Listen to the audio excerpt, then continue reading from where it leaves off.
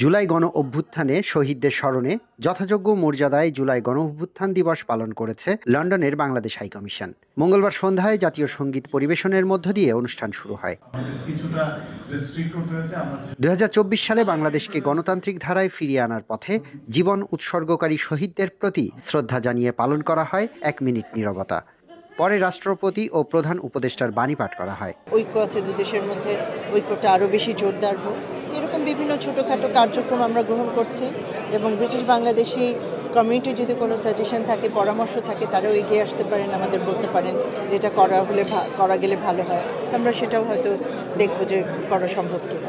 এই যে আপনার জুলাইয়ের চেতনা, স্বাধীনতার চেতনা, 52-এর চেতনা, সবগুলি মিলেই আমরা বাংলাদেশে একটা সুষ্ঠু নিরপেক্ষ নির্বাচন, যেটার জন্য যারা জীবন দিল, সাম্য, মানবিক মর্যাদা, সামাজিক ন্যায় বিচার সুপ্রতিষ্ঠার জন্য আমরা উই নিডে একটা ফ্রি ফেয়ার ইলেকশন।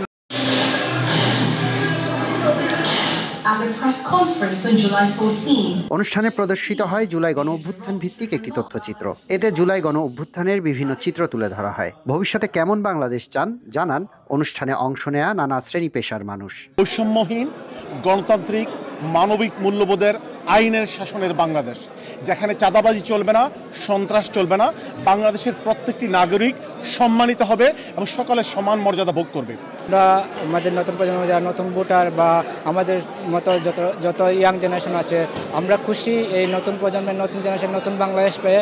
আমরা আগামী দিনের বাংলাদেশকে নতুন একটা রোল মডেল হিসেবে দেখতে চাই। জুলাই হারলে আমরা হেরে যাব, জুলাইকে ধরে রাখতে হবে যে কোনো কিছুর বিনিময়ে। অনুষ্ঠান শেষে হেফাজতে ইসলাম সহ কয়েকটি ইসলামী দল অভিযোগ তোলেন হাইকমিশনের অনুষ্ঠানে তাদের যথাযথ মূল্যায়ন করা হয়নি। তবে পরে হাইকমিশনারের সাথে আলোচনা করে বিষয়টি সমাধান হয়েছে বলে জানান তারা। আলেম ওলামা, ওলামায়ে কেরাম, মাদ্রাসা ছাত্রদের যে অবিচ্ছেদ্য ভূমিকা ছিল এবং প্রায় শত আলেম শহীদ হয়েছেন, তাদের কোনো উল্লেখ সেখানে ছিল না। তিনি দুঃখ প্রকাশ করেছেন, তার জন্য এই জন্য তাকে ধন্যবাদ জানাই।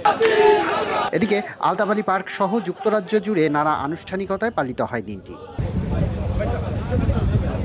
Lipton Kumar, channel 24, London.